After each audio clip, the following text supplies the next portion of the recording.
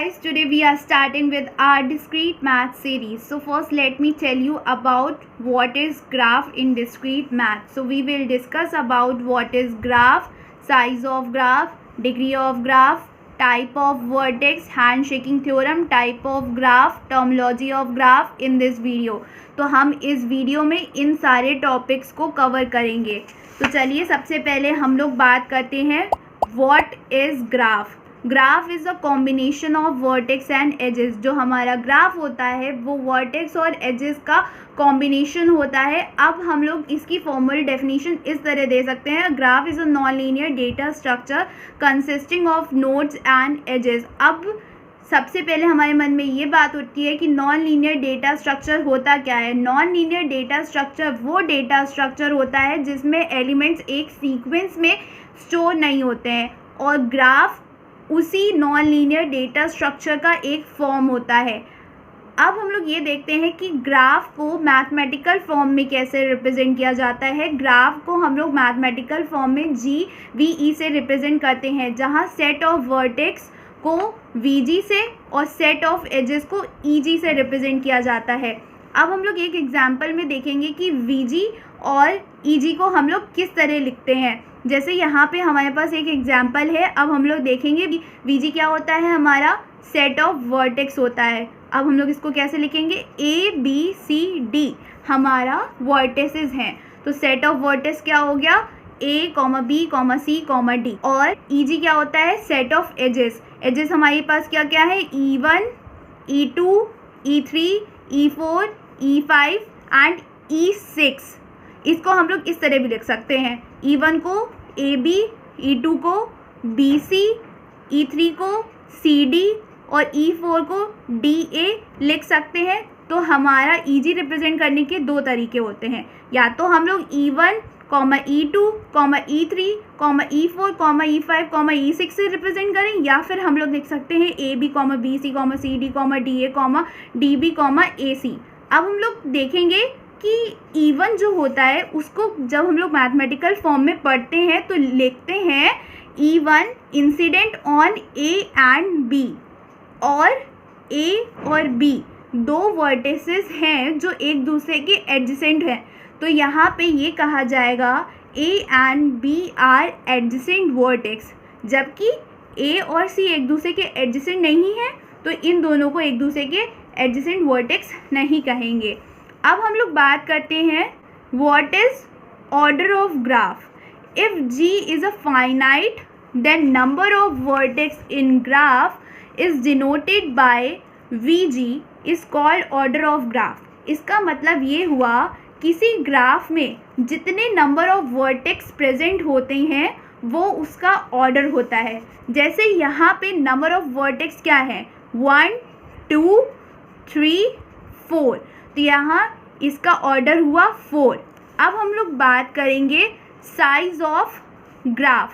The number of edge denote by EG in a finite graph G is called size of graph.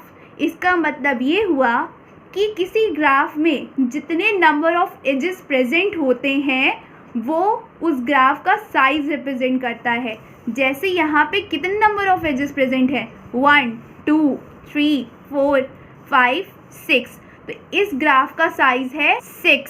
अब चलिए हम लोग बात करते हैं डिग्री ऑफ ग्राफ की. Number of edges associated with it. इसका मतलब है कि किसी भी पर्टिकुलर वर्टेक्स से जितनी नंबर ऑफ एजेस पास होती हैं वो उस ग्राफ की डिग्री होती है, और डिग्री को हम लोग DEGVI से रिप्रेजेंट करते हैं. जैसे यहाँ पे A की डिग्री है 2. A की डिग्री 2 क्यों है, क्योंकि इससे दो एजेस पास हो रही हैं. इस पर्टिकुलर वर्टेक्स से दो एजेस पास हो रही हैं, E1 एंड E4. तो A की डिग्री क्या हुई, 2. B की डिग्री क्या हुई, 3, क्योंकि यहाँ से 3 एजेस पास हो रही हैं, E1, E2 and this is E5. तो यहाँ से इसकी 3 एजेस पास हो रही हैं, तो इसका ऑर्डर क्या हो गया, 3. अब हम लोग बात करेंगे टाइप ऑफ वर्टेक्स की. तो टाइप ऑफ वर्टेक्स क्या होता है, टाइप ऑफ वर्टेक्स हमारे दो तरीके के होते हैं. Isolated vertex and pendant vertex. Isolated vertex क्या होता है? Vertex having 0 degree, then it is known as isolated vertex. If vertex having 1 degree, then it is known as pendant vertex. तो ये आपको याद रखना पड़ेगा कि हमारे वर्टेक्स दो तरीके के होते हैं, isolated vertex and pendant vertex. अब हम लोग बात करते हैं हैंड शेकिंग थ्योरम की. हैंड शेकिंग थ्योरम के लिए एक पर्टिकुलर फॉर्मूला होता है, इसको ड्राइव करने के लिए नहीं पूछा जाता है कभी. अब हम लोग इसका फॉर्मूला देखेंगे. फॉर्मूला क्या होता है? समेशन ऑफ DEGVI या sigma of DEGVI is equals to 2E.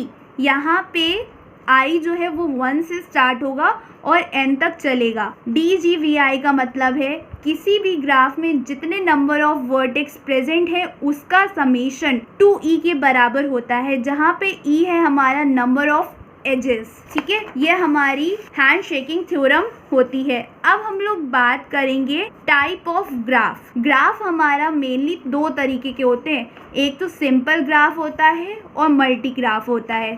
Simple graph क्या होता है? It does not have self loop and parallel edges. और मल्टी ग्राफ क्या होता है? It have self loop and parallel edges.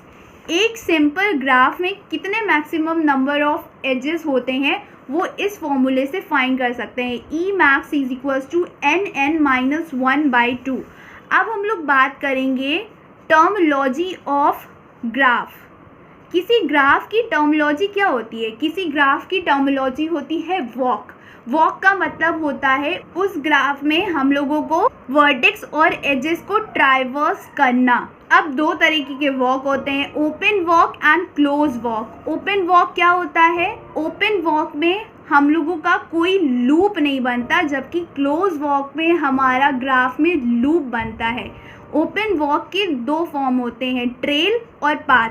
Trail में और पाथ में क्या डिफरेंस होता है? No edge repeated, no edge and no vertex repeated. Trail में हम लोग एज को रिपीट नहीं करते हैं और पाथ में हम लोग एज और वर्टेक्स को दोनों को ही रिपीट नहीं करते हैं.